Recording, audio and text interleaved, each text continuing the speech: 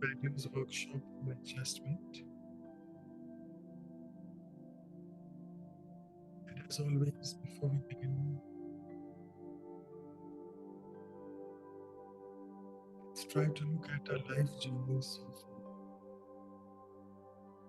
asking oneself,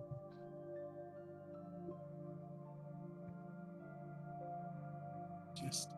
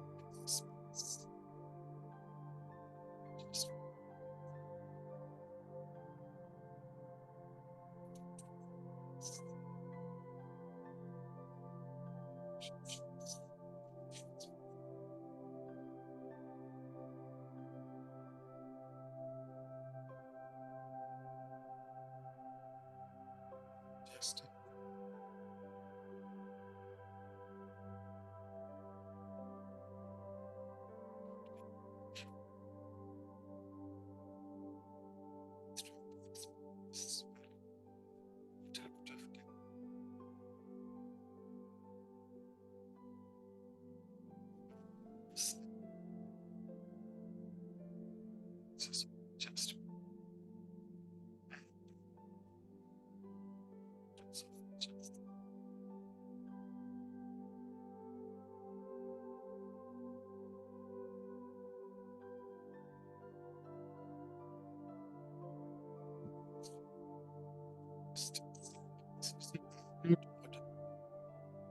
Hilda, if you can just tell me, is it the music which is very loud?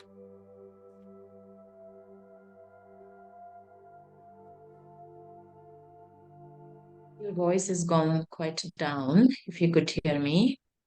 Is it okay? Am I audible now? Yeah, maybe the music was interfering. So I'll just keep it very low volume and we'll see. So anyway, we have lost our time, so let's go further. So welcome all of you, and let's explore from the workshop today on adjustment. So we'll be having Sister Manda soon with us. And let's also welcome our team of facilitators from the West Coast, Sister Anu and Sister Denise. So welcome both of you, and without much ado, we are having almost 40 participants. Let's move further and respect your time. Right. So as we know, this workshop is 84th in number. A beautiful figure in Brahma Kumari is 84. And let's see what insight you get from this video. Around 3.5, 4 minutes. Let's see.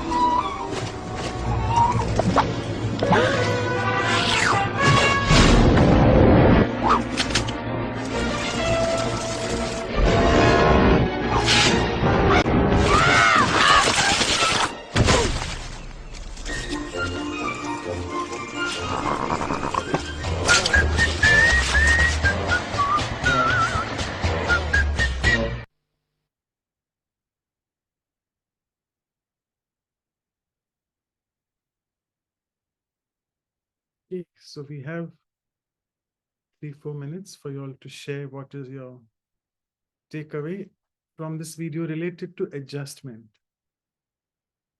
You can feel free to type in the chat box, easier to read from there for the icebreaker. Or any quick sharings, one-liner sharings. I hope you all can unmute yourself. Sometimes that's the problem. Let me just see.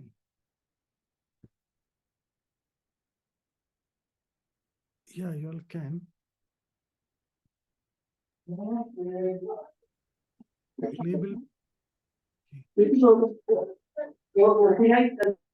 Able to. Yeah, okay. Yeah, you are able to. So that's fine. Yeah, I've started getting responses. Let me read those. Like Gulliver in Lilliput, Mira is saying. Okay, she still sent it to me. Right. So you want to explain anything about this video? What did you learn? Oh, just a moment, Nikhil bhai, if you can please help. She's saying to everyone mode. I don't know, I did that. Sorry, just a moment. It's too many things happening in this.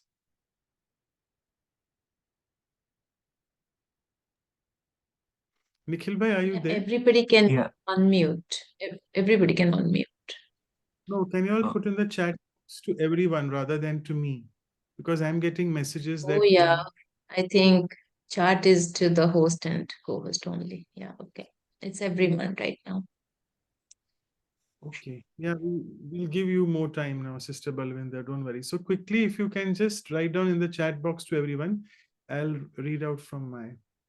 Mira is saying adjustment is about cooperation. Yes, absolutely.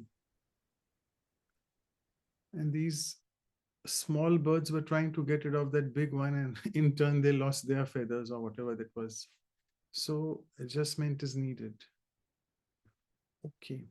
Fine. So if we are not having any sharings, we all can share more in the next activity.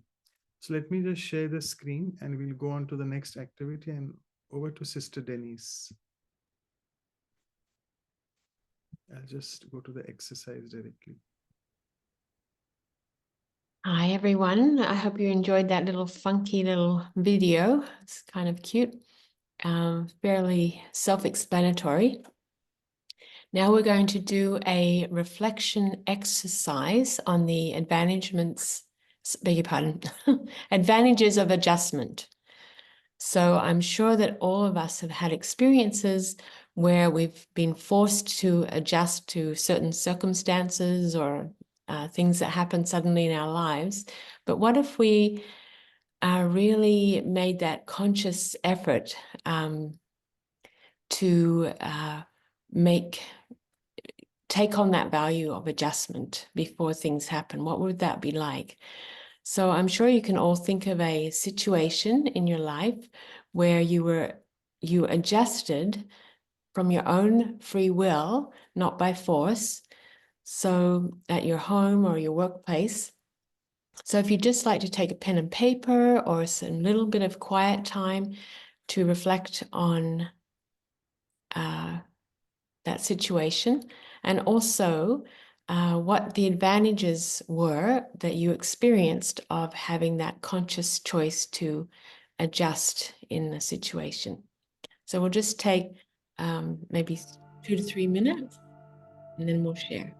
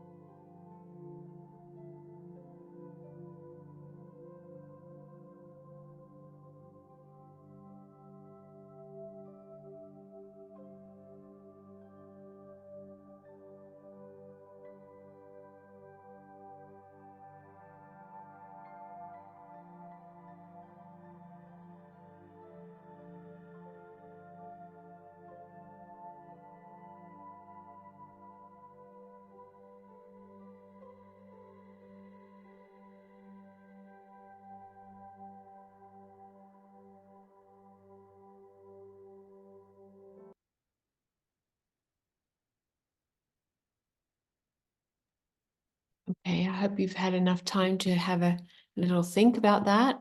And if you'd like to unmute, share a little bit, not for a long time, so that everyone has a chance.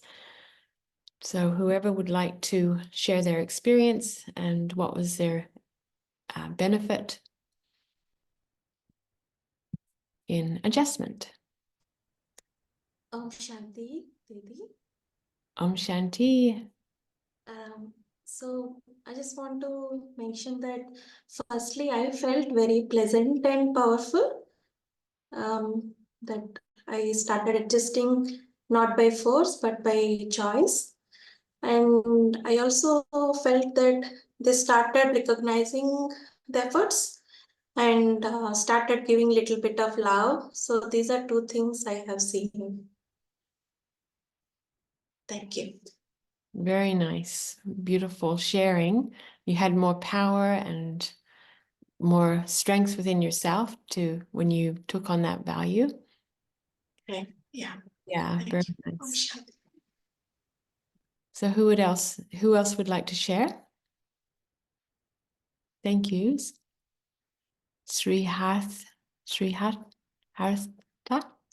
Harita. Sri Harita, thank you.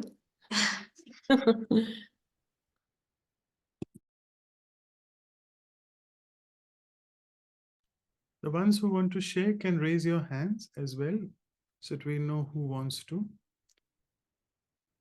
You can unmute as well.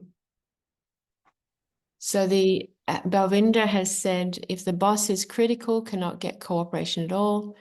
And Guldane has said, being together can solve all problems. So if anyone would like to share from their experience, please unmute. I think what they shared was from the previous exercise, the Okay. icebreaker. Yeah. Okay, Sister Balwinder, you can go ahead and share when you're writing as well about this first exercise. Did you want to unmute, Balvinda? Thank you. So, Om Shanti ji everyone, and good morning. My experience is beautiful. After COVID and car accident, I was unable to return to work. And I was so irritated with myself, staying at home after working 22 years. It was chaos for me. How can I adjust to myself? How can I stay at home with my family without a job? It was so horrible for me to live at home. During this inner struggle, I found your class. Now I am unable to explain how beautifully I have adjusted to myself and staying at home. I never want to go back to work at all. I'm so happy. Thank you. Oh, Om Shanti. that's a sweet sharing. Thank you. Wow. That's beautiful. And you must be experiencing that more in your life at home as well, right? You're having more adjustment experiences. Yeah, very beautiful. And Reina, did you want to share out loud? She says, adjustment starts in the mind. When I did that genuinely, she experienced cooperation from the concerned parties. Go ahead, Reina, if you'd like. Okay, it was like I have experienced situations wherein a lot of things weren't happening for many years. Okay, so when I learned about the transforming from the mind and giving them good wishes, and did that consistently and genuinely with a lot of good wishes, I have experienced that all those people change, and they themselves take initiative to approach you for resolving all the issues that was there. And that was real, and that was very, very, I would say, heartening. It was very happy experience for that, and I continue doing that all the time. So you're adjusting to your experience and then also transforming it into something positive and sending good wishes. Yeah, that's very nice. And watching the change. And Dr. Anu says she felt peace, happiness, and satisfaction of being able to adjust. Would anyone else like to share?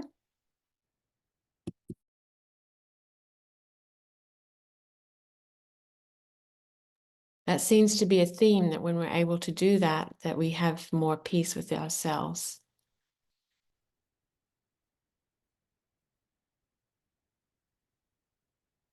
So we have quite a few new participants. I can see new names. So if you all want to, please feel free to share. You can unmute yourself. This is the only chance you all get to speak up in online workshops. And we have a little bit of time as well.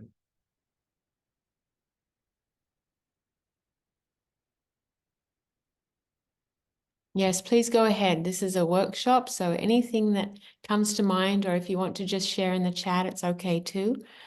Whatever comes to mind about a situation where you consciously made that decision to adjust,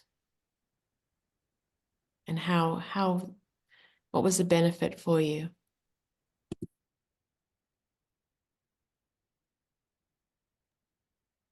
Okay, Vijaypal Bhai, go ahead. Sister Gulden, Mahesh Bhai are routine ones who share. Okay. Yes. So another chat point, I'm sorry, I can't say your name very well. I'd have to practice it. I'll just call you Sri Hari.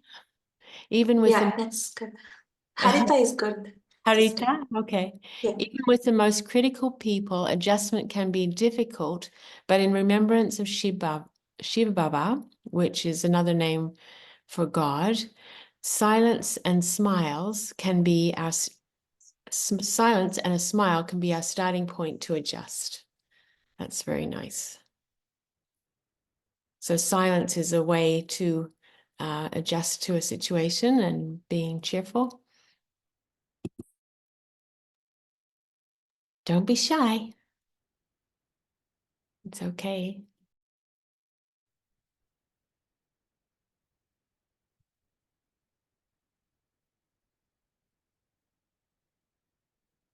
Sister, I would like to share my experience in adjustment. Normally, like in situations where we can't do anything, we have no other hope, then I have to adjust. It is always a have to situation. But day before yesterday, there was a situation where I can use my rights to get things done. But then I chose this topic adjustment because last 1 week I was reading the Murlis on the adjustments. Then I chose to use that value. So instead of using my rights, I was just, I didn't think much about it, but I chose to remain calm and not ask for or demand things. Just let things go, flow on its own. Let me be cool and see what happens. And then without me talking or thinking or speaking anything, things get done. So that is my experience. Thank you. So there's other values that come into play, right? When we make that decision to adjust, like being calm, being peaceful, and it works both ways, it sounds like. So peace and calm and coolness and flow, it's all part of adjustment. Om Shanti, thank you. And for newcomers, Murli is a spiritual study that we do together. And yeah. So would anyone else like to share? I'm not sure of the timing now. We might have to move on soon. We have time for one more share. Yeah, I think Mahesh Bhai, you can go ahead and tell us your experience about cooperation from the team. He's mentioned in the chat box. He adjusted. Can you just tell us what was that adjustment you did? If you wish to. Okay. So yeah, go ahead. So I was working with a new team actually, and little bit of adjustment I did with them. Like there used to be delay from one of the team members, and there was a reason for that actually. So I did not uh, did any what do you call issue with that. So I adjusted with him. Then he was also happy. Like he was also happy with me. So we both cooperated and worked together. So I was very much happy. Even if we have any issues, we can do adjustment and go together. Thank you. It feels good, right? It's that feeling of success when more than one works together. Beautiful. Okay, I'll hand it over to you, Manoj, Dr. Manoj. Yeah, so Deepak Bhai, do you just want to show us the sharings? And I'm just getting in the chat box in the meantime that my voice is still very low, Sister Shanti Singh. Is that so? If others can tell me, because my voice in the system is full. Am I audible clearly? It sounds fine to me from here. So then, Sister Shanti, just check from your side. Okay. So, well, So- I've said many advantages. So of adjustment. Well, I've started with the process saying that it starts in the mind and then you experience cooperation. So that's one thing. Again, Mahesh Bhai and Reina Ben both said you all got cooperation from the people. Reina's sister was at a deeper level saying that it starts in the mind. And here, Mahesh Bhai said something about not really in the mind, but doing some things which helped them and they started cooperating. Then because I'm just trying to be very specific, and I would ask you all to also be specific in the workshops that tell us the advantages, because the first line is mentioned adjustment by choice and not by force gave benefits. So I was wanting to know what benefits. Then other benefits someone has read is you get peace of mind, happiness, and satisfaction. I think then Sister Anu mentioned that, I think it was she had mentioned, yeah. Then other people, someone said about the most critical people, Shanti sister said, sorry, Sri Harita said that it's very difficult to cooperate with the most critical people, but she said it becomes very easy in remembrance of God. That's what she said. And silence and smile, she said, was the starting point. So wonderful. Then I chose to use the power of adjustment instead of demanding using rights. Yeah. So this is always very commonly in the world outside. We always keep saying that rights and duties. So people forget their duties and always want to think of, oh, this is my right. So if we can just take a step back and only fulfill your duties first, I think automatically you get a right. And this little bit of adjustment helps in becoming peaceful and calm.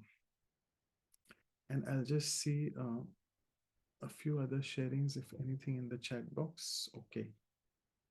Sister Swati is saying mindfulness towards living with peace. So that's the advantage of adjustment. It's very true because people can challenge, their behaviors can challenge your internal sanskars.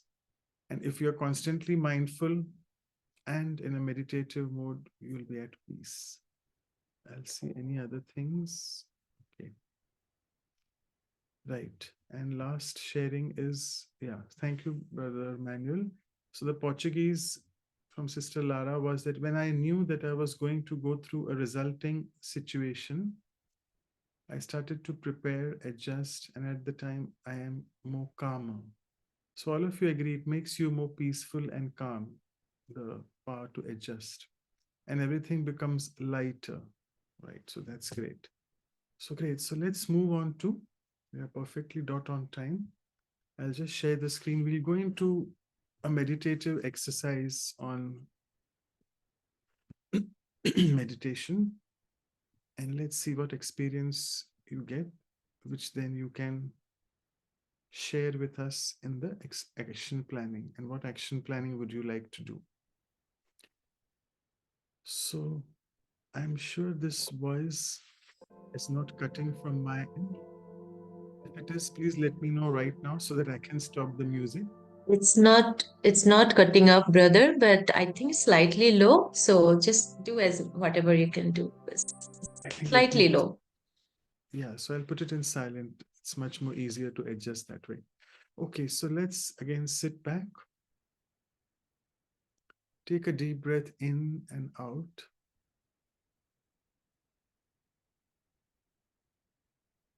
And try to bring your consciousness towards this tiny, sparkling point of light that you are, all of us are. Those beautiful energies.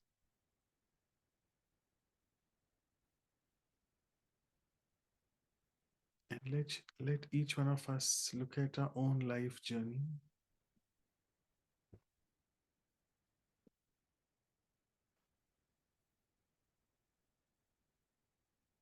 We have had innumerable experiences of adjusting with people around us.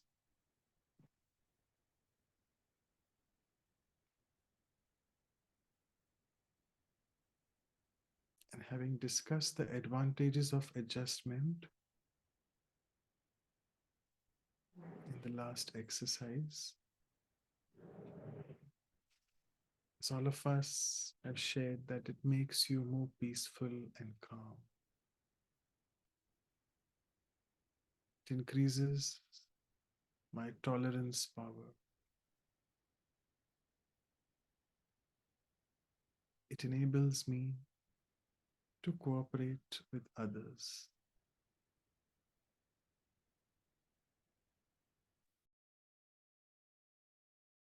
And as I look at my life journey, having met so many people on this path, at home, at workplace,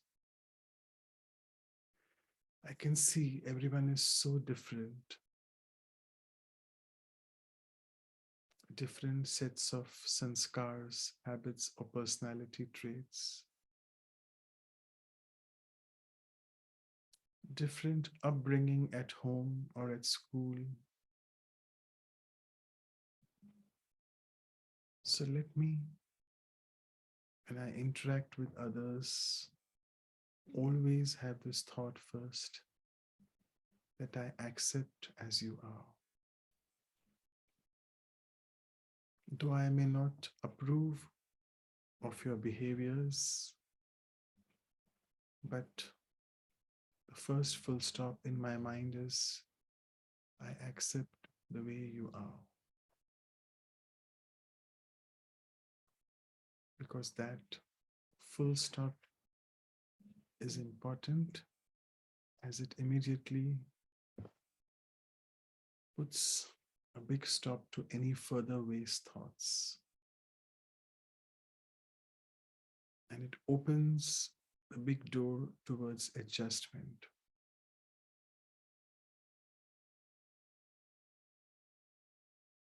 And there may be a few instances in my life from the past where, not at my free will, but I have been forced to adjust. And again, I can still see a lot of benefits in that as well. So with this little bit of reflection on advantages of adjustment and looking at each one, accepting them as they are, let's move on to the next activity to see what we can do in the action planning to increase our potential of adjustment. So I'll just go on to the next slide and over to Sister Anu. Thank you. Thank you, Brother Manoj. I hope everybody can hear me. If not, please let me know. So yeah, Yes, it's you're a audible. beautiful virtue. Is all good, Manoj, brother? Yes. So, adjusting is such a value or virtue. We can't live without it. Every moment of the day of our life, we adjust. It's not that I just get up and walk out of my door and I just go any way or whatever way I thought about. I have to move around the things that's in front of me, or the right way to go. I think that is just a simple message about life, that we need to adjust in order to create harmony, peace, happiness, love in our lives. So as we reflected through now, let's look at how we can inculcate the adjustable behaviors in actions and practical. So let's see what are the thoughts coming to our mind. Each one will have different ones for the various ways or means which can help me inculcating adjustable behaviors at home and workplace, wherever we interact with people, home, workplace, or even outside as we go out to buy something or anything. Knowingly or unknowingly, we do adjust. So what would be the various ways and means? Let's take 1 minute to churn. And what is that appealing to you? Please note it down and let's share our points. We'll take a minute in silence as we are taking our thoughts to find those ways.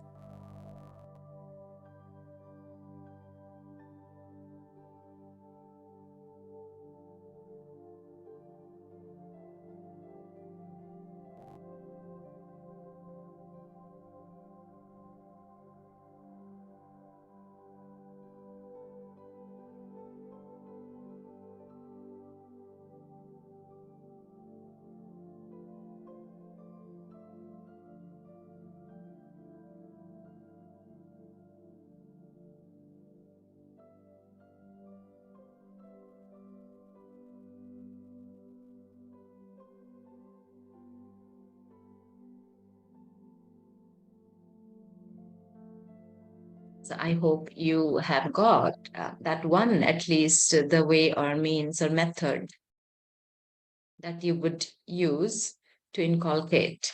And as you could see, the tree in a desert. So it is difficult people or not, a difficult scenario in life, the tree grows and survives. So it's not about survival, but it's about creating peace and joy in life. That's my take. So anyone who has gotten their way, how to bring it practically in your behavior, adjustable behaviors, we would love to hear from you. So please, you can unmute and speak or raise your hand. We'd love to hear from you. Then you writing on the chat. Okay, I will speak. So what would be the adjustable behavior you'll take on from today? Thank you, Rena, sister. Okay, so I would like to share an experience. While I was a little child, 4 or 5 years, I used to stay in a huge joint family in a huge house, traditional house. Okay, with a lot of uncles, aunties, grannies, cousins. Okay, and always some guest or the other. At least neighbors will be there. Some one or the other will be there, and it was adjustment was a natural. Okay, because everybody used to accept the other person's role as it is, and no questioning was there. Always the humility was there, the love was there, the acceptance was there, everything was there. But then slowly, it started disintegrating, and everybody, lives separately now. Some people are all by themselves, like me. Okay, so the thing that I take from it, and a get together is, next to impossible. Okay, so the thing that I take from that is, when there is acceptance of each other's role, and during that time, even if somebody has done something wrong or a mistake has happened, they were open. We were all open to being corrected. Even the elders were open to being corrected, and there's no disharmony there. And so, for a harmonious relation, what we can do now is, since that is not possible, the old times is not possible, wherever we are placed and whoever we interact with, we can inculcate those values, the tolerance, the humility, the love, the patience, everything. And then, it happens.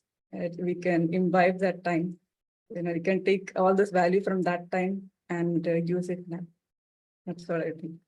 That's beautiful.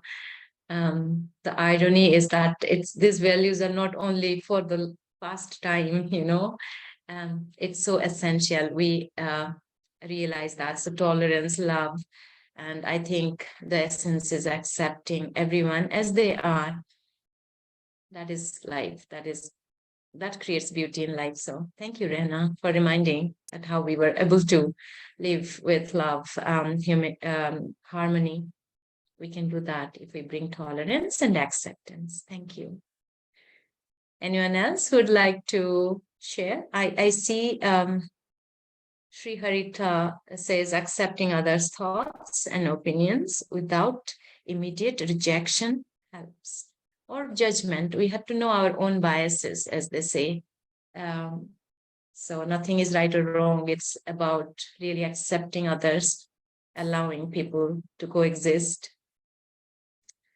Thank you, Sri Harita. Anyone else? There are a few new people joined today, as we are seeing. Anyone new who would like to share their thoughts that they caught about adjustable behavior in practice? And you can share and inspire everybody here. So you can unmute and speak. Gulden says, in order to be in harmony in all aspects, so we have to be, we have to have humility.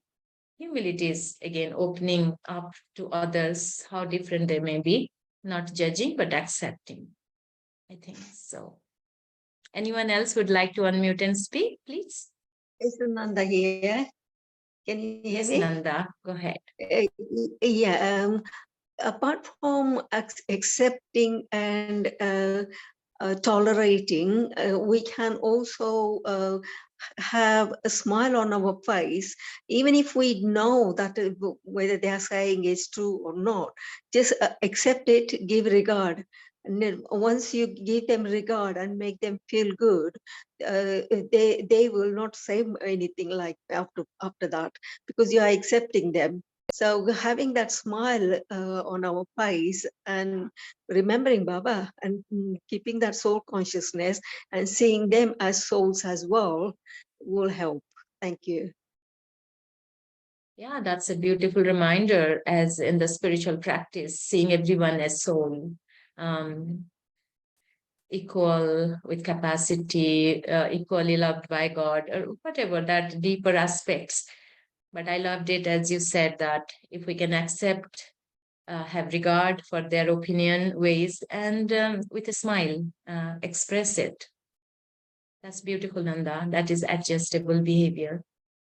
Thank you. So that they may see, Thank or you. whatever they're not doing not right, they may not do it. Thank you. That Thank was you. beautiful sharing. So Mansi says every day we have to remind ourselves that everyone has their own role and they are playing perfect roles. And Lara says, I must decide to adjust. And then remember that everything that happens has to happen. So the best thing is to accept what I can't change. That's wisdom, spiritual wisdom. Thank you.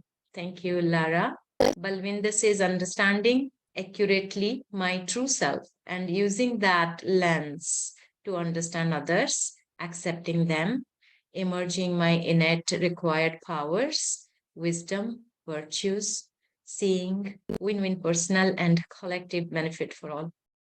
Yeah, it seems like a lot of work, but that is the spiritual practice and we love it, isn't it? At the end, we feel the peace, the happiness, the love, the harmony, the benefits, as we discussed in the first exercise. Anyone else would like to share? Unmute and speak. Yeah, I would like to share my thoughts. I think adjustment is not a standalone virtue. It comes with other small personality, you can say traits, or like when we work with other people or stay with other people. I think adjustment is more important in relationships and getting the work done. if I'm working alone, I'm staying alone. I don't have to do anything. I can have my own ways, right, wrong, clean, dirty, whatever. But we live with other people in family or workplace. So why we have to adjust? I would say to adjust, we have to have open mind, give respect to other people's opinions, and adjustment is not so hard. It's just little change in like small things. I think if you do like, for example, what can I give the example of? Like making small changes in your communication skills, or maybe like just to, if my goal is to have a harmony at workplace and in the family, and little bit of love and little bit of spice of work.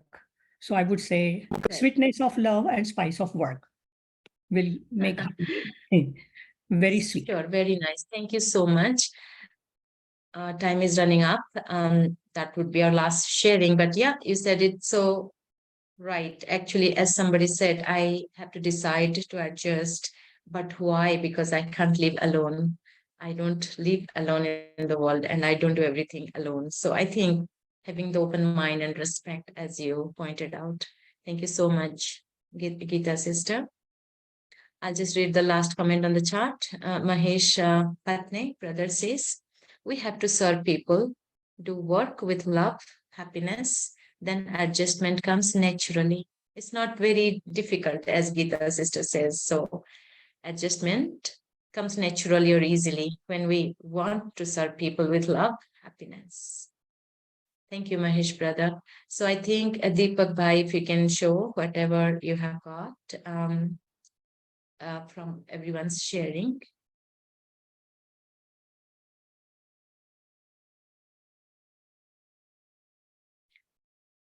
Yeah, adjustment was natural when stayed in joint family, and maybe we have lost it now. So from that, we can bring acceptance and harmony from there, how we were able to, with tolerance, with love, we accepted others and brought harmony.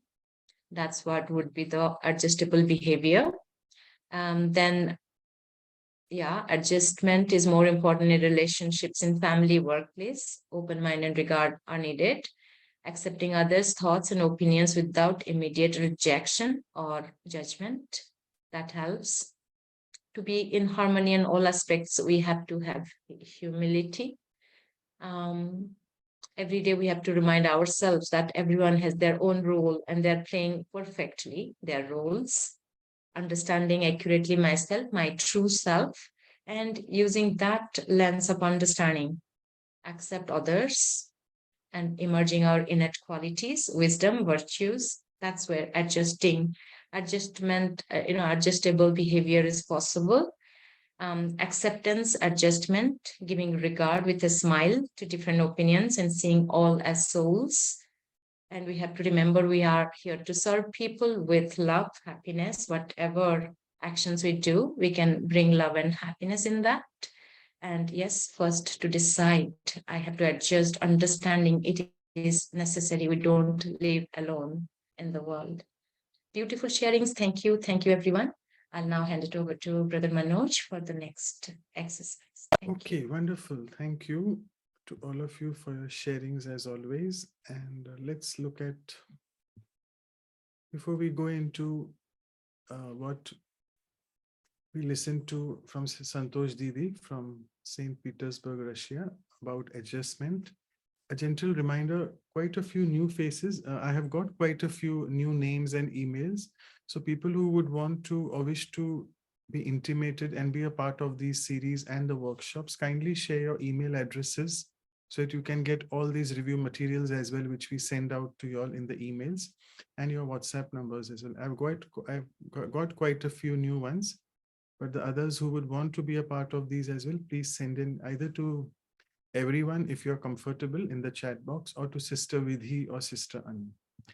Okay, so let's go further. So adjustment is a very fundamental thing. That's what Santosh Didi said. And she said it's the law of nature, because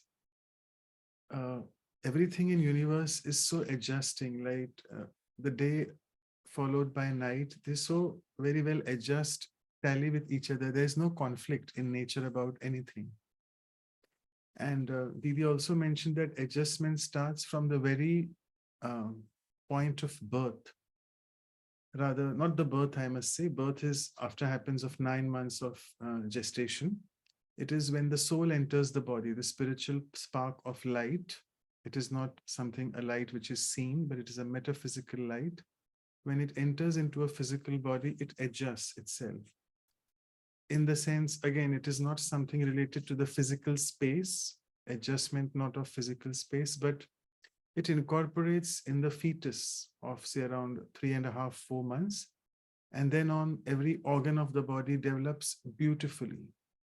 And so this is the potential of the soul, and the soul's innate nature, fundamental nature is adjustment. And that's what she said. I like this because actually she is a botany and zoology student, Santosh Didi.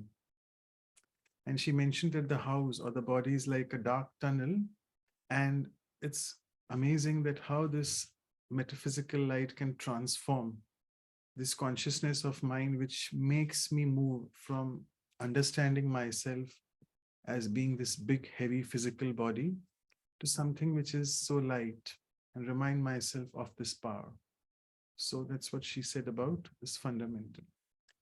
And I think Sister Geeta or someone, yeah, Sister Geeta was mentioning about change. And that's what Santosh Didi had to explain a lot, that we have to adjust to change, because I think all of us know this proverb that the only change in life is the word change. I mean, every day is we are changing in a physical way as well, and on a mental way as well.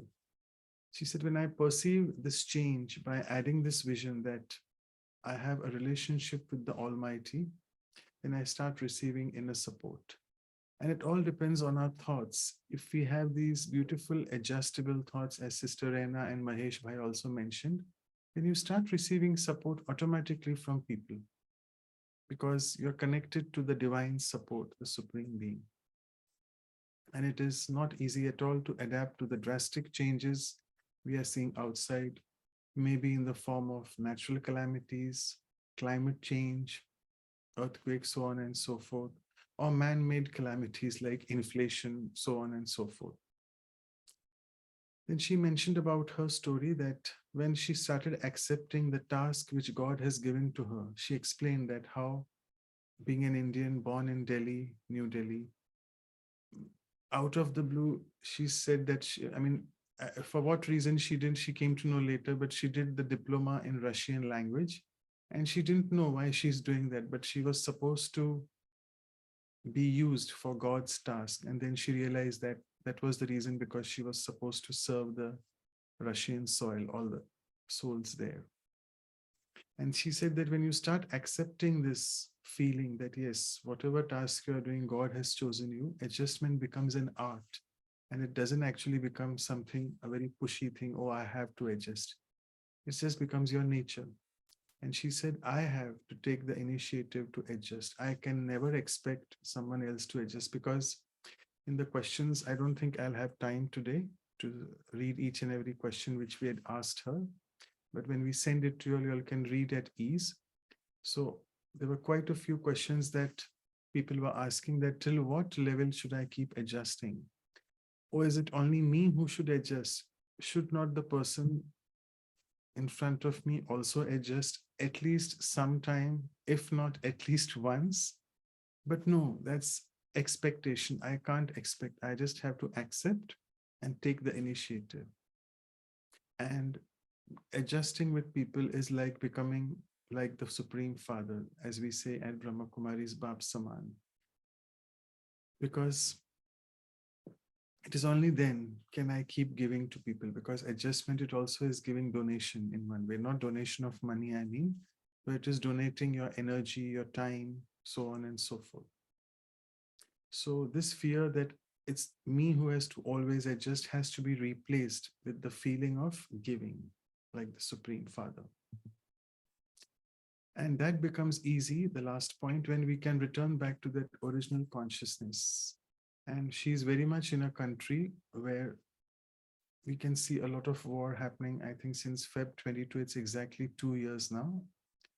And we don't want to mention any country names here, but the point I'm trying to say is that she was mentioning that there will be no conflicts or wars or boundaries if we can return back to this spirituality, that is returning to the original consciousness. Because that was supposed to be the original consciousness of the human soul, which is the spiritual consciousness, that I am the soul. She says that in history, we know there are a lot of wars, a lot of boundaries and limits. And our present consciousness is that I am of this and this country, this and this color, caste, creed, gender, so on and so forth. So therefore, we have this crisis of comfort because we are just not comfortable with the other skin, with the other person. And then we say, oh, why should I adjust? And that's because we are not comfortable with our own skin, which means not the physical skin, I mean. I'm not comfortable because I don't know who basically I am. My original consciousness has gone for a ride. And as all of us know, that God's creation is unlimited, behad. Everything in the world belongs to each one. And I don't need to be afraid that, oh, I'll be made to sacrifice something when I'm adjusting. So rather it will enhance my innate potential, my capability. That's what she was saying. And I loved this point, which brought out three important things: that flexibility of nature, softness of the awareness that I am, because it's a soft thing. I am a soft entity, I'm a soul. And the sensitivity of the heart. All these three are directly proportional to our deep love for the Supreme Soul. So I'm sensitive enough to understand others' feelings. I'm soft in my awareness inside. I love this word, softness of awareness. And my nature is so flexible and adjustable naturally with everyone, which shows I'm deeply connected to the Supreme Soul. And she went on to speak about Raj Yoga, which mentions in detail the knowledge of self. And I must say, if people who are new here and who haven't done the 7-day Raj Yoga meditation course, I think at least you can do it, if not for knowing the self, but at least to know the condition of the world outside, because Raj Yoga tells you all the secrets of karma philosophy, the time cycle, what the world is going through and why the world is going through all this upheaval at the moment, etc. So all these secrets are revealed in Raj Yoga. And I think the most important is knowing the self and our relationship with God, because that will help me to overcome all the situations at ease. A proverb from her talk, that the art of adjustment is the doorway to perfection. A few questions, let's see how much we can cover. So as I said, that my adjustment is taken for granted at work. People treat me like a doormat. And it's like, I'm not regarded that way. On the contrary, I'm treated that if, oh, this one is always adjusting, let her do that. So it's a sign of weakness. So she said that we need to see adjusting as an aim that gives me the feeling that I'm useful. I'm not trying to adjust to show off to others. And she said that if my heart, as we read in the slides before, the sensitivity of the heart, if I know inside me that I am sincere, whatever I'm doing is genuine, nobody will nobody will even think of misusing me. Forget misusing, not even the thought will come. So when I am actually adjusting with, oh, I have to adjust, or that feeling I am the one who's supposed to do, with a lot of majburi, which means with a lot of pain inside, then there's a mixturity in my consciousness. And that will lead to my exploitation from people. So people can never exploit me if my intentions are very pure. That was the answer for that. It would be good, she said, if we remove our prejudices against adjustment and make adjustment a rewarding experience, because not everyone can adjust. And I must say that I mean, if I speak of India, the mothers in India at home are the ones who are the masters of adjustment. They adjust to so many things at home, to so many people around, to everyone's sanskar. And that's what, so it's not easy to adjust.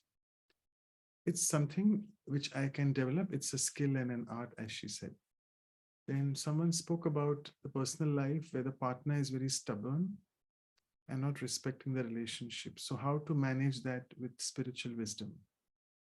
So again, it boils down to, she said that spiritual wisdom is to know what can be changed by having courage and knowing what cannot be changed. It's important to have this wise intellect and this power to discern that I can't change people.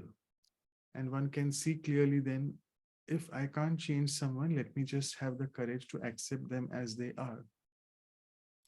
You don't need to accept the situation. You need to have courage to do that. And if someone's nature is whatever you can't manage with, just accept it, because there's no use fighting. How do I know when to adjust and when to confront? So a beautiful answer. If you are a senior in the family, I gave you the example of a mother, you'll have to adjust. If the junior conducts themselves in their own way, despite you giving directions. And at workplace, if you are a junior, you have to adjust by accepting the task which is given by the senior. So again, she was saying that I should not have this thing that I am the person who's supposed to adjust. Adjustment is my original nature. And let me be the first one always to adjust. If I keep adjusting, knowing the other person and knowing that other person won't adjust, am I making their bad habit worse? Well, I think the most important takeaway point is I am not adjusting to please others or for others. I'm doing it because I am full of this virtue. And every virtue, every value which we practice is not for others. So please, we just have to forget whether people will adjust with me or not. And I think if we are so adjustable by nature, people will eventually adjust with us as well. But we should not have this intention while adjusting that, yes, someday he or she will adjust. So I think that's what one. And then we spoke a lot about, we asked her about her experiences with Dari Prakash Mani. You can go on with this slide when we send it to you. And last question, until when do we have to adjust? Well, till the time we exist, life is full about adjustments. So we just have to keep doing on, because it's the only virtue which will increase my power to tolerate. Right, so let me just stop sharing here. My time is up, and we have very patiently Sister Manda, who's there in the background. She's seeing what we have been doing. And over to Sister Manda. Thank you so much. And before I pass it on to her, yes, you have to bear with me for a few more minutes before I introduce you to our audience. You are not new to our audience, but there are quite a few new people as well. And as always, with a poem as well. So Sister Manda Patel is a very senior Rajoga meditation practitioner, also a senior BK teacher, I must say. And she began her spiritual studies in London in 1981, almost 40 years ago now. And she has been handpicked and personally trained by our senior Daddy Janki. She's got this rare talent for spiritual pragmatism, whereby she can translate simple but ancient truths into everyday life. And she's really a very gifted speaker on values and spiritual development. So no wonder she's with us here. She has been with us many times in the past as well. She's a truly cross-cultural person, and obviously a Gujarati and Indian, but has lived in the Western world for a long time. So she knows how to blend both the cultures.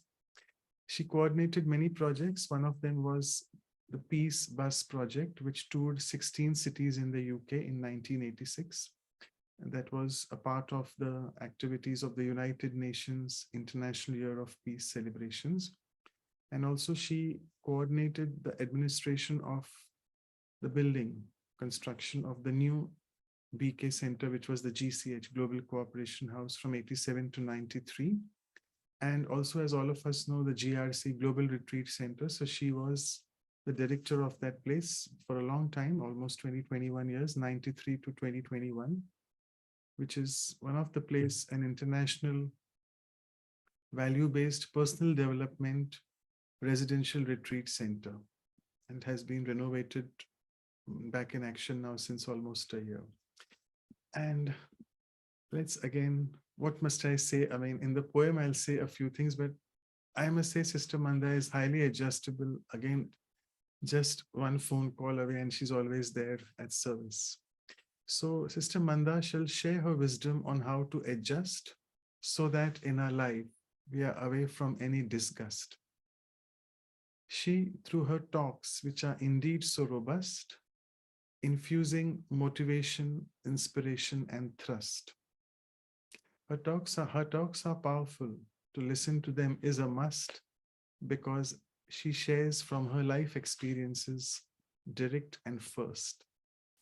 The Supreme tells us, child, be away from the vice of lust, because this body consciousness will eventually lead you to dust. Where my original sanskars have gone for a rust, it's only the Supreme alone, the one who can I only trust. Maya, which means weaknesses, have otherwise baked me and enjoyed my crust, but the divine's power on Maya has enabled me to make it bust. So with this, I'll over to Sister Manda for your feelings. Thank you.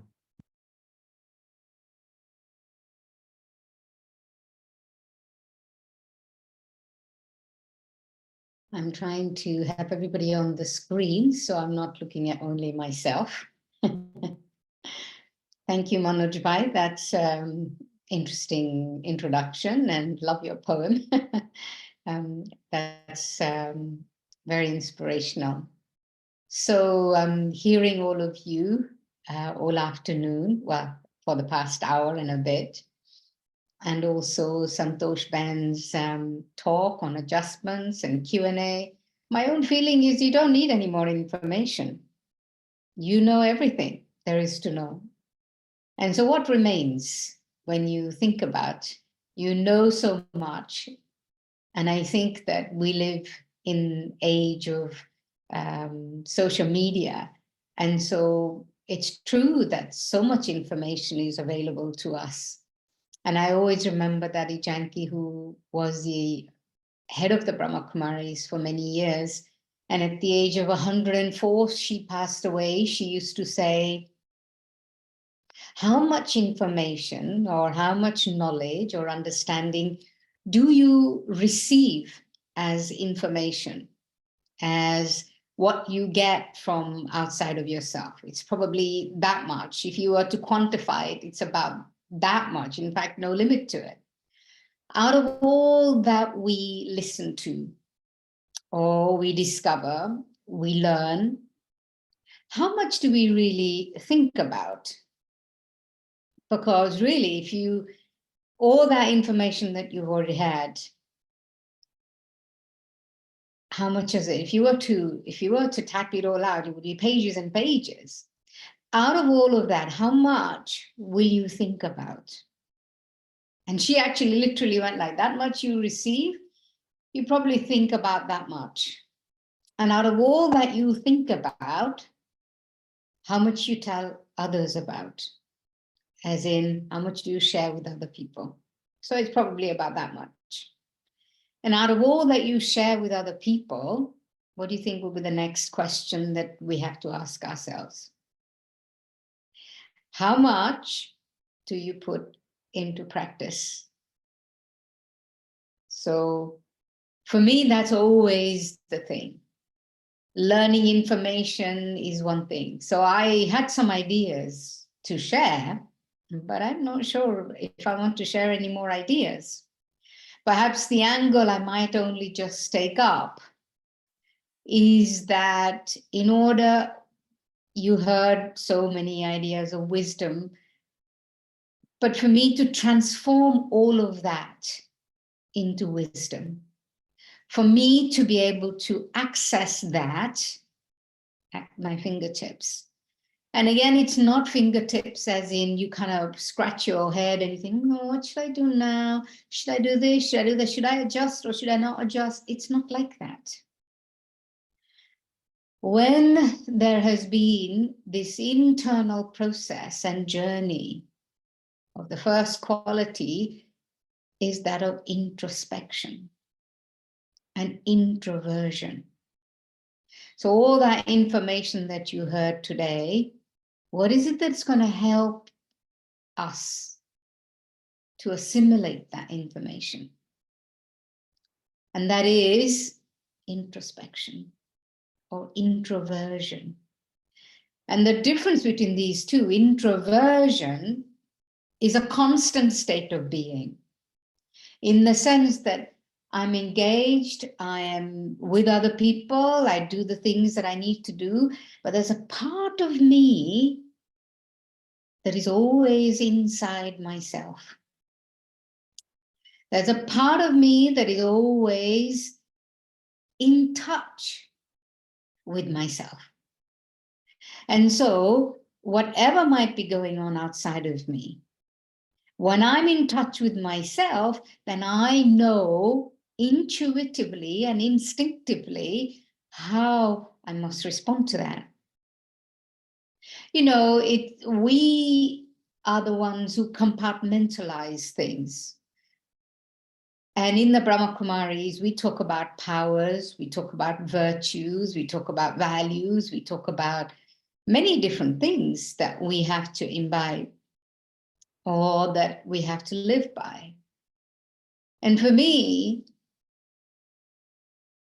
it's hard work to think, well, I have to adjust and I have to accommodate, I have to tolerate, I have to practice this or practice that.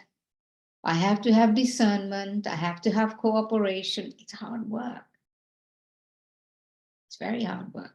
It's one thing to understand it as information and wisdom, but it's something else to be able to create a state of being in such a way that whatever it is that you need to use in your life comes to the forefront of your mind and your life.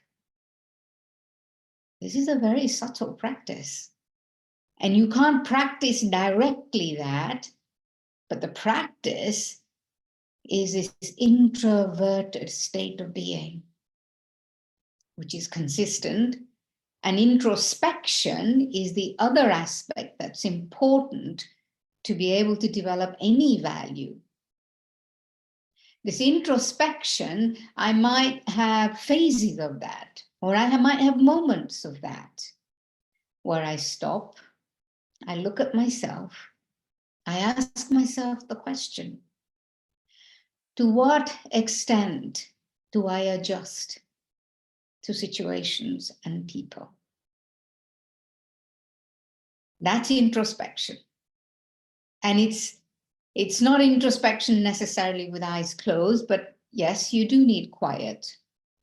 You do need to be able to be inside yourself. You need solitude. And a solitude, generally we would say solitude is an important aspect of our journey of spirituality. So when I speak of spirituality, this Hindi word, solitude is very beautiful. And it's called Ekant Vasi. Ekant, to go into the depth of one. So generally we say we should be able to do that anytime, any place, anywhere, wherever you are and whatever you're doing, you should be able to do that. It's true. But for this, why I'm taking this up is because I've just heard so much about adjustment. I don't want to bombard you with more information, but I want to be able to support you in being able to assimilate the information. And so solitude does mean to be alone, to be able to to be able to separate yourself from a large group of people. And doing so, as you do that, you're able to dive deeper inside yourself. You know exactly where you are in your inner state of being. You're also able to discover exactly how far you have to go. And you're also able to know what it is that you need to do in order to do that. We become very clever and very smart as knowing and understanding, and very good at telling other people what they have to do, if I may say so. But before, I'm very aware that before I tell someone else to do something, is it part of my life? How authentic and how genuine am I? As time goes on, I'm increasingly aware that when I speak, I make it sound so easy. I don't make it sound easy as in specifically, but understanding of spirituality when you're at the right place is very easy. And so it's possible for me to use the right words and make it sound easy. And in doing so, I might deceive you. But I also ask myself the question, am I doing what I'm asking you to do? What I'm asking other people to do? So where adjustment is concerned, I think that introspection and introversion is important, which allows me to see what exactly it is that I can do about something and what I cannot do. This introversion also allows me to see what is possible to change outside of me and what is not possible to change. And as a result, to understand that I cannot change something outside of myself. The only way I can deal with that situation is to change something inside my own self. Sometimes it's a very simple thing of a perception of what's really going on, which many of you mentioned: acceptance, cooperation, everybody playing their part. All of that is information. But the only time that information becomes accessible to me is when I'm inside myself. And then secondly, an important aspect of my way of being is that consistent connection and relationship with God. I'm also aware that the moment you use the word God, other than BKs, Brahma Kumari students, some people, they kind of get, uh-oh, here comes God. I'm not sure if I really like this. But let's just say not even God. Let's not use the word God. But what has to be my point of reference in any situation to be able to adjust myself? This point of reference of absolute love. An absolute, a state of benevolence. And these two qualities, love and benevolence, and in love, generally we would say only God has unconditional love. And it's true, human beings are not said to have unconditional love simply because we know that whatever we do, we get the return of it. Something's going to come back because I've done something good. No question about that. So in a sense, we're never unconditional. But what is important to know is that I mustn't deliberately or consciously create a thought of a return or reciprocation of some sort.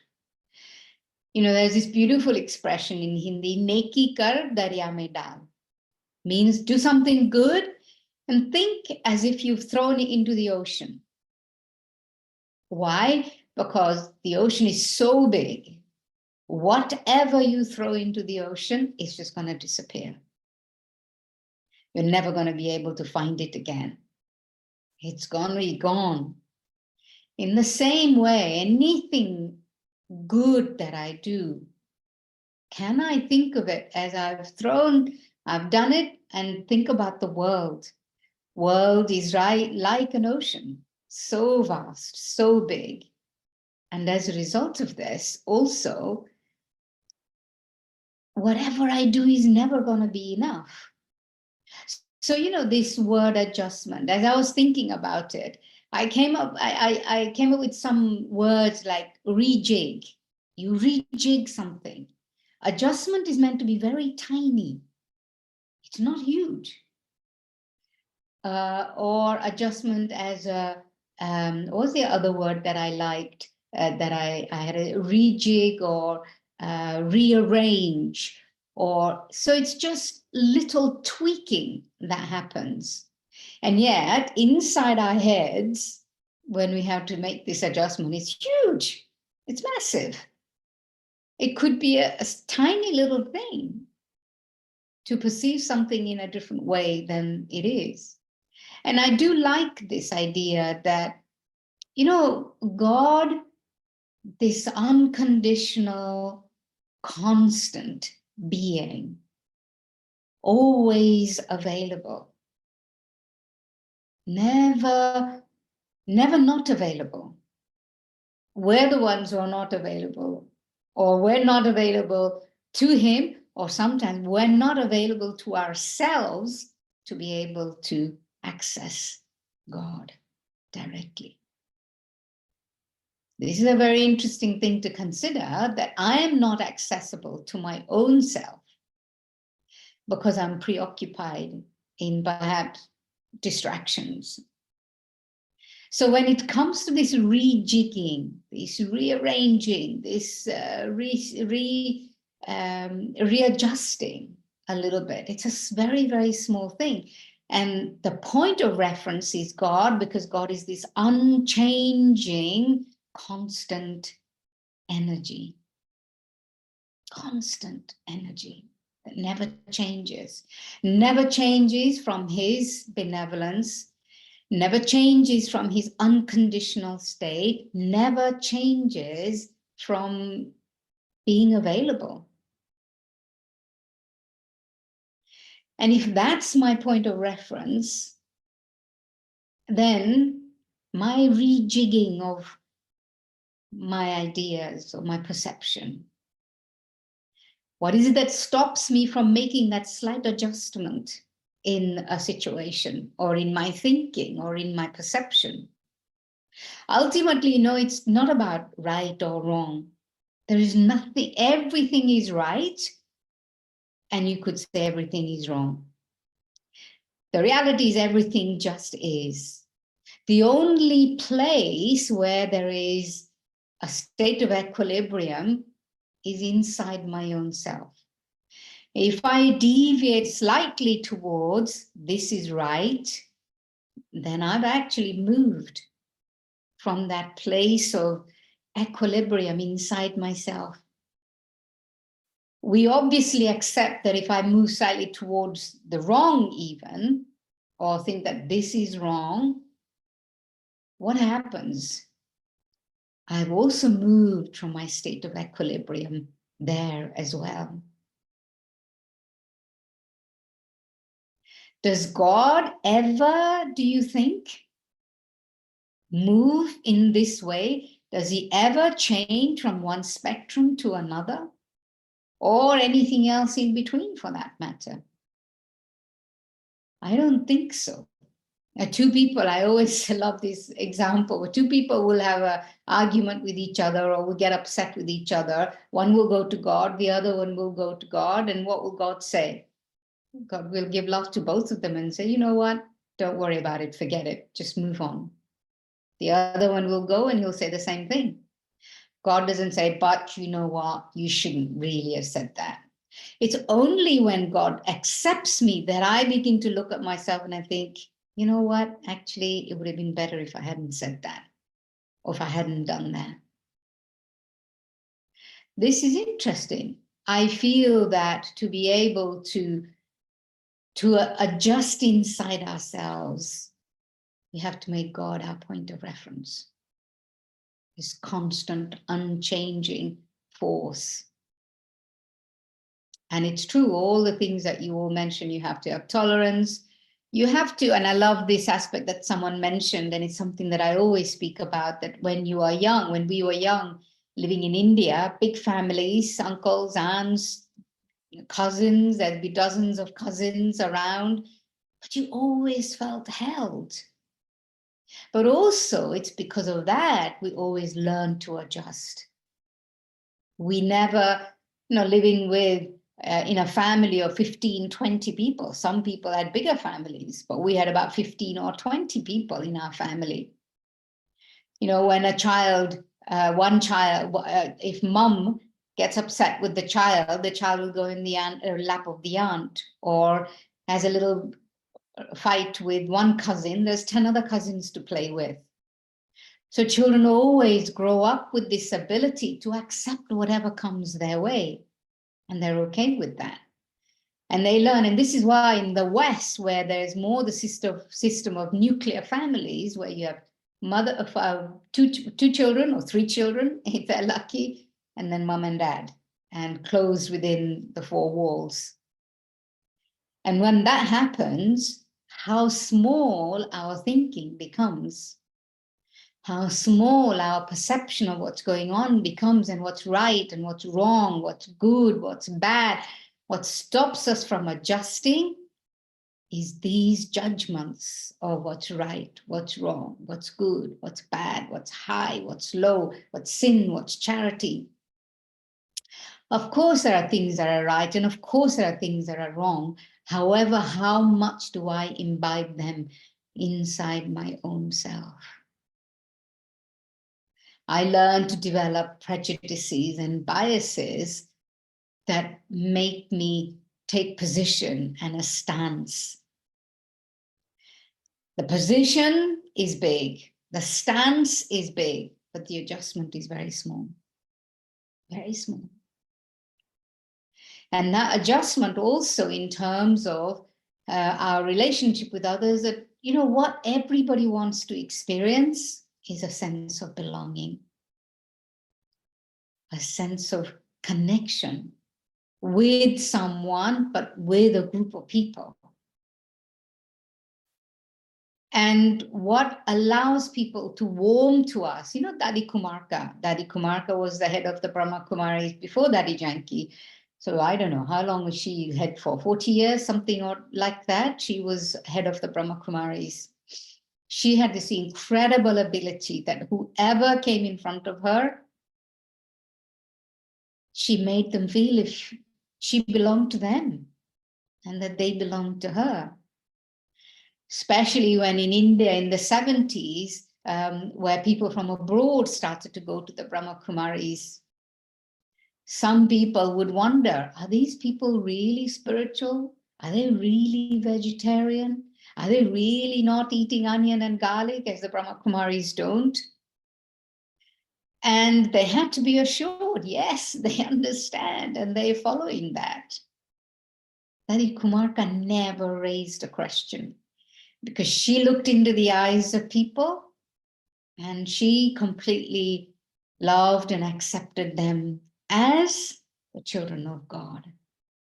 And if anyone was even slightly off or was not what they might project to be, but being in Dadi's company, her adjustment was such that it didn't even feel like adjustment. It was total acceptance, total belonging. Even beyond acceptance is belonging. Her belonging was such that they wanted to then be what she wanted them to be. So when someone was asking the question, oh, I'm the one who has to adjust all the time. Well, in a word, yes.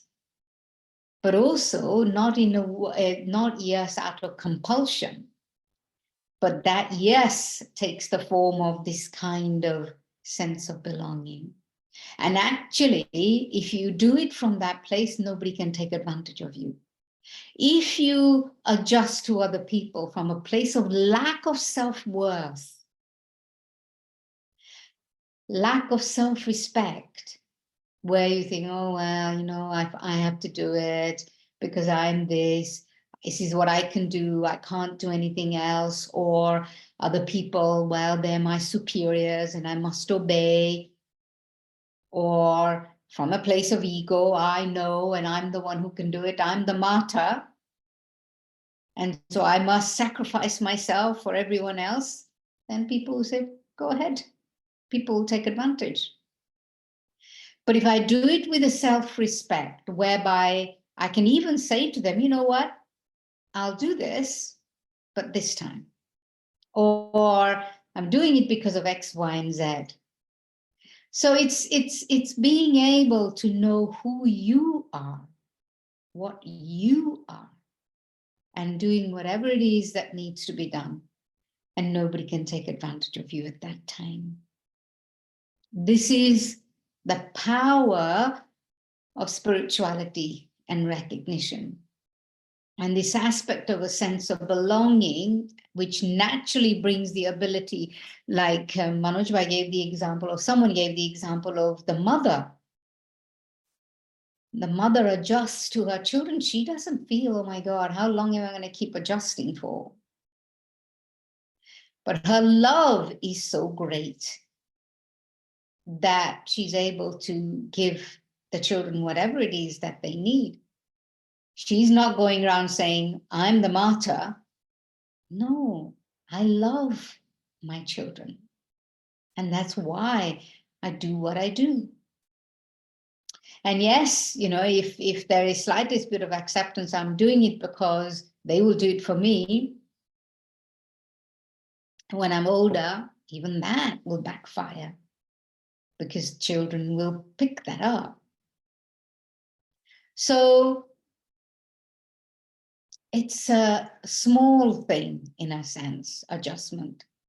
But we have so much wisdom to be able to apply that wisdom at the right time in the right way is the essential aspect. And for that, I need power.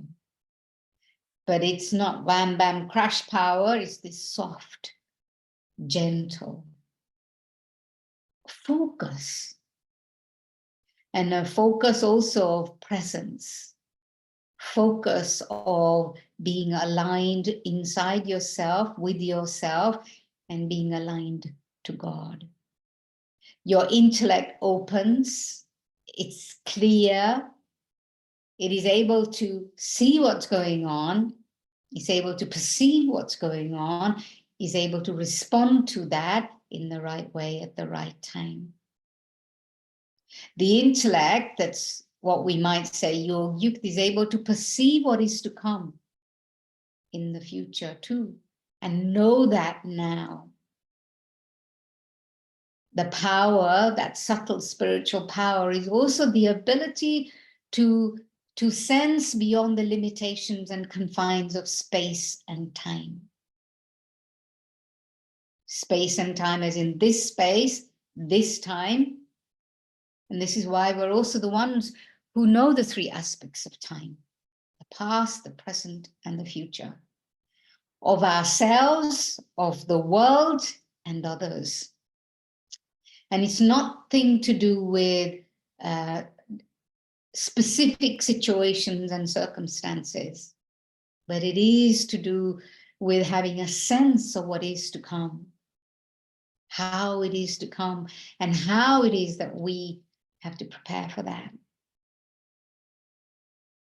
So as I said, I don't want to give more information, but maybe either open to question now, or we can have meditation, whatever it is, your preference.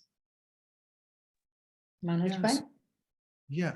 So if anyone has a question, please raise your hands. Otherwise, it's a beautiful time to enter into meditation with you. And then we'll see what, because the questions will stop in meditation. Yeah. So please feel free, because you'll not get any other speaker who directly asks you to question them in the workshop. So please go ahead if you have any questions. Right. So I think we'll go ahead with meditation otherwise, yeah. Do that. Okay. So sit comfortably and relaxed. And I know that when you're on Zoom, it's very easy to be doing something else. I won't tell you what I was doing when I was listening to all of you. I was actually ironing, so I got my ironing done in the hour that I was with you. But for this bit, at least we can sit down. We can be present. If you're cooking, switch off your cooker. If you're ironing, like I was, maybe switch the iron off for 5-10 minutes and sit, really sit with yourself. What is it that is the most important in your life?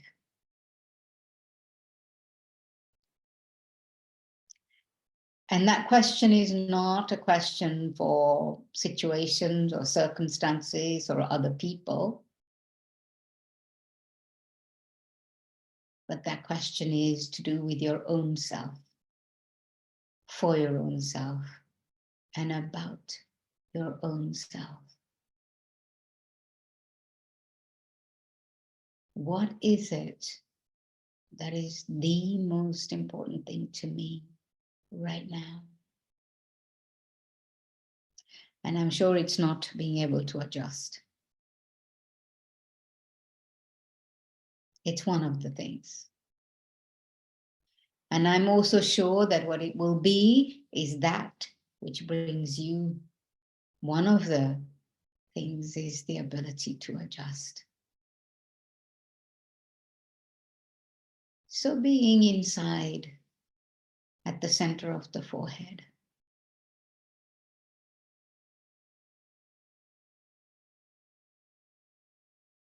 relaxed and aware of the soul, the spiritual energy that resides at the center of the forehead.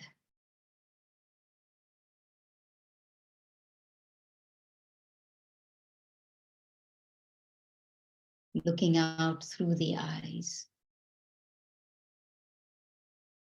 listening through the ears,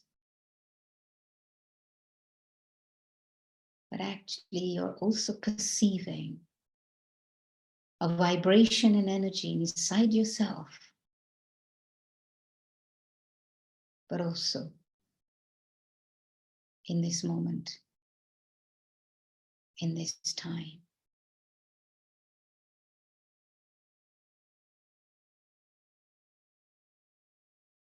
How much am I able to stay present with this state and this condition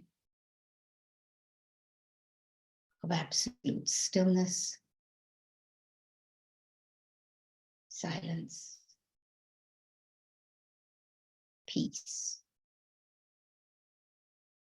and connectedness? In a sense, to be part of everything, but not of it. I am this individual, pure, unconditional energy, separate from everything outside of myself.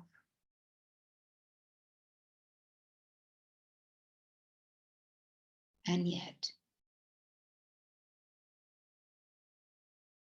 I'm connected to everything because I'm a living, thinking, conscious energy.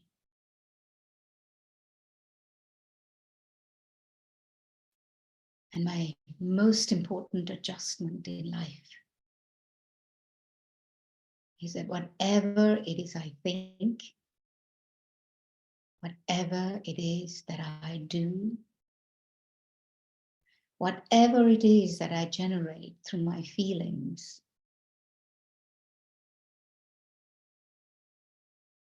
is connected and is affecting the world outside of me. And as such, I find myself part of the world around me. And the world around me is part of me.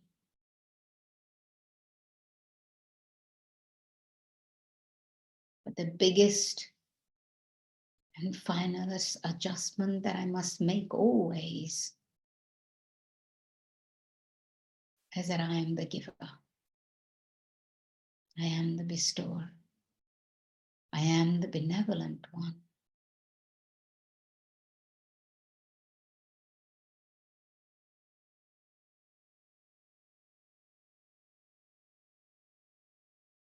When I'm aware of my part, my role of sharing and giving, I can adjust to anything and everything. If I find that my thoughts, my feelings are going to cause harm,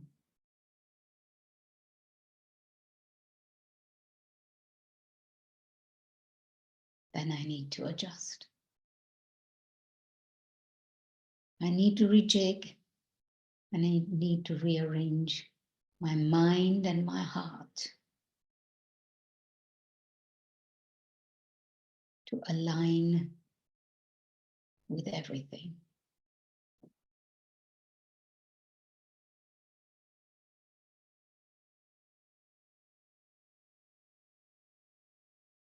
And the greatest point of reference to maintain this internal deep sense of presence, and therefore self-respect, is my awareness, my quiet, open, sweet awareness of the presence of God in my life, in my mind and in my heart.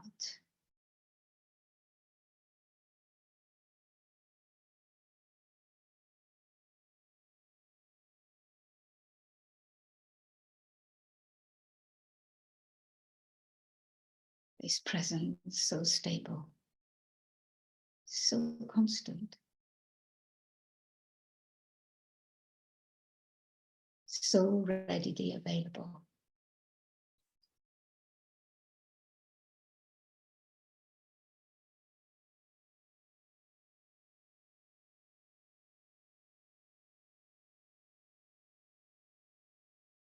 And in order to be like that myself,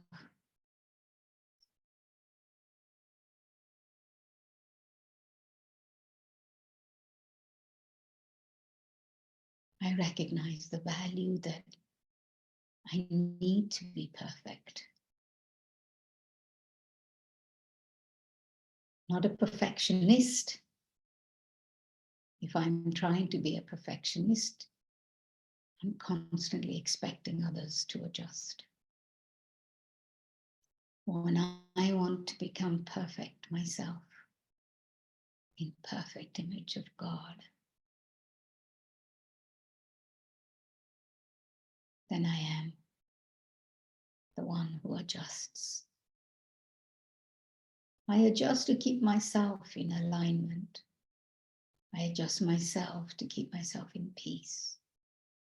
And I adjust myself to be loving.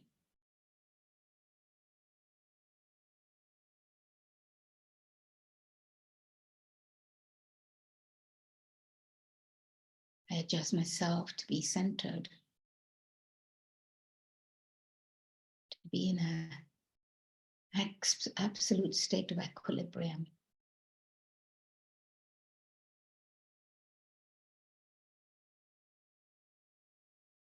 Because that's the most important thing right now.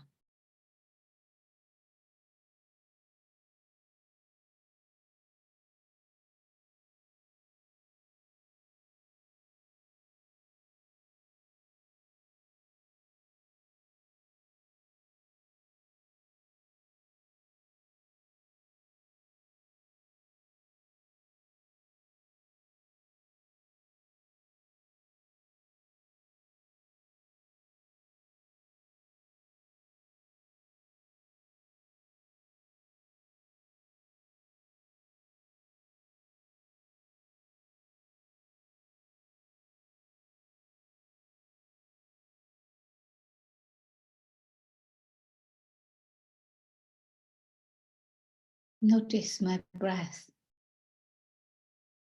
I notice my breath, the rise and fall of my chest. I notice this brown, this life force, and the alignment of this life force.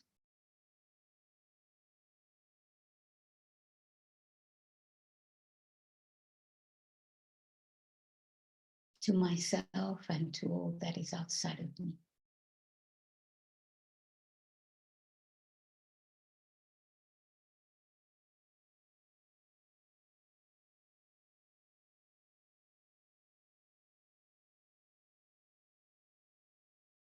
Om Shanti.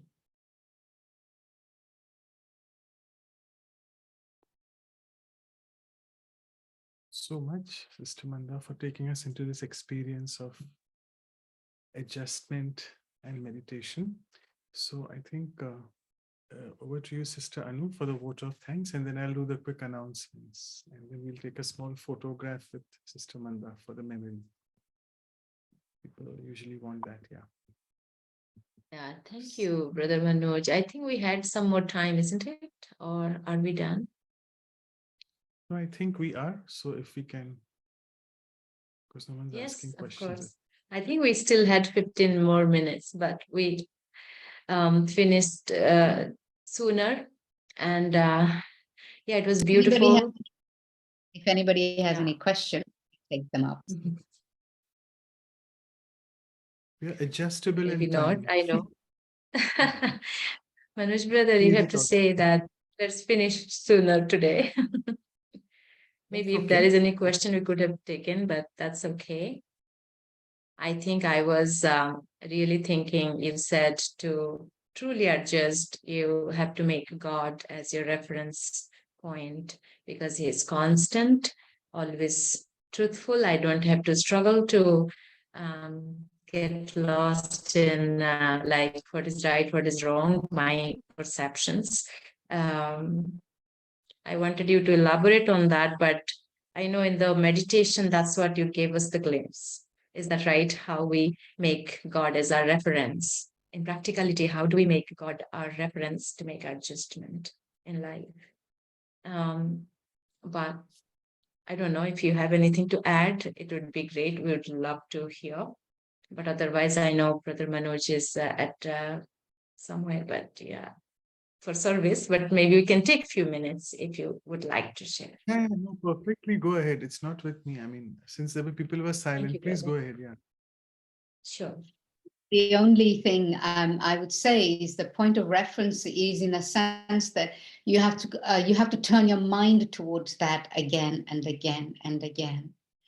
And when you sit down for meditation, it's at that time to feel and to sense the energy of God to such an extent that it's just a thought away. The point of reference is that to know it, to understand it, to hold it in your mind and in your heart, to the point that every time there is a need for that reference, your mind goes to that. And God is, how far is God? A second away, a thought away, fraction of a thought away, fraction of a second away. And it's just a question of turning our minds towards that. And when we do that, that's when God naturally becomes a point of reference, actually. It is a question of me turning my mind towards that. That's right. Very simple. Thank you so much. Yes. So it's about knowing God, the loving being, the benevolent one, the truthful one. So, and yeah, turning my mind to God so that naturally God becomes my reference point. Beautiful. You also brought the emphasis that I have to adjust. It's not about others. So I have to know what is that I want to adjust, what's my capacity or what is needed so that it's easier that I can adjust myself, not make others adjust. So it was really beautiful addition, as you said, that what is extra I'm going to bring. So it is really this whole program, starting from the series talk to the workshop, we get so much to really churn on and take it practically, the virtue to our life. So on behalf of everyone who is attending, I want to say thank you. And thank you is just a small word, but yeah, from heart, thank you. And Sister Claudia couldn't be here. So on behalf of Sister Claudia as well, let's say deep gratitude and thanks. So yeah, to wrap up, we always take our photograph, a virtual photograph. So today, if everybody can open the video, we'll quickly take the virtual photograph. Is everybody ready? People take some time. You can Okay. adjust your So I got cameras or whatever. that's a good call. Adjust your camera, bring the smile, adjustment, smile from the heart, connected with the reference point. Yeah, I got it. Thank you. Thank you, everyone. So wonderful. yeah, that was an excellent session. Yes, Manoj, brother, anything? Yes, Last thank you so much comments? once again, Sister Manda, and thank you, Sister Anu, for giving the vote of thanks. Yes, so the icing on the cake is still awaited as well. As we always do, we complete the value churning and the value workshop and even the talk. The fourth thing which we do is the silence retreat on adjustment, very much in sync with what Sister Manda said, that how much do I practice that? And sitting, as she said, these two words, introspection and introversion. I think this silence retreat gives us a beautiful chance to do that.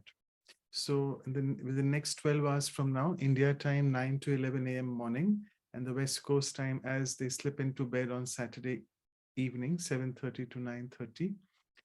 The silence retreat on adjustment, though it's more for the regular practitioners of Brahmakumari's Raj Yoga meditation, but I would really also offer this invitation to people who are new to Brahmakumaris to explore that what do we do in the silence retreat. So since we have time today, so I can explain you all in a few more minutes that for 2 hours, every 1 hour we repeat in 1 hour, the first 1 hour, what we do in the second hour, and every hour we have a theme related to that value.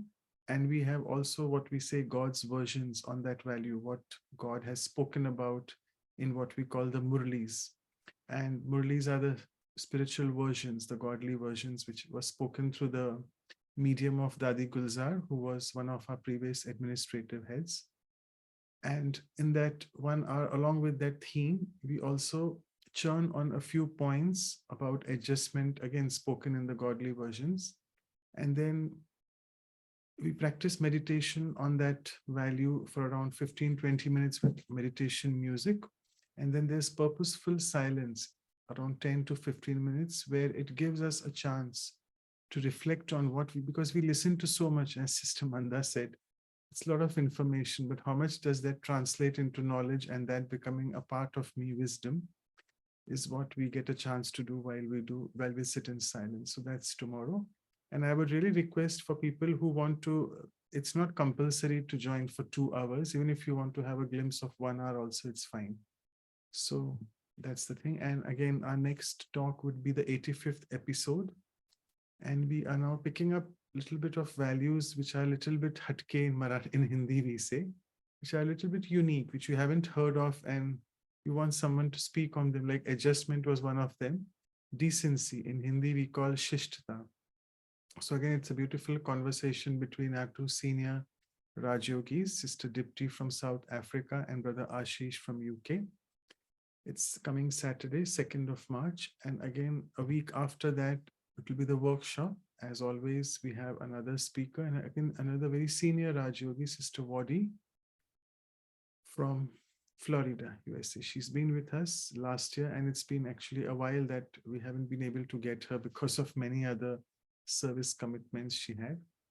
And it was actually she who suggested me that let's take this value, and she would love to speak on that on Saturday during the workshop, a week after the talk. And this is our beautiful, elegant calendar of March. We have the values in March on efficiency and inspiration. We'll be announcing that soon in the next coming months. And If you still want to, I can see quite a few messages in the chat box. Let me just check. If you all want to, please put in your numbers, WhatsApp numbers, emails in the chat box quickly to everyone. We'll note it down so that we can send you all the invitations on the group. Thank you so much. And I think we've finished before time today. So thank you so much once again, Sister Manda, for your interaction with us. Shanti, everyone.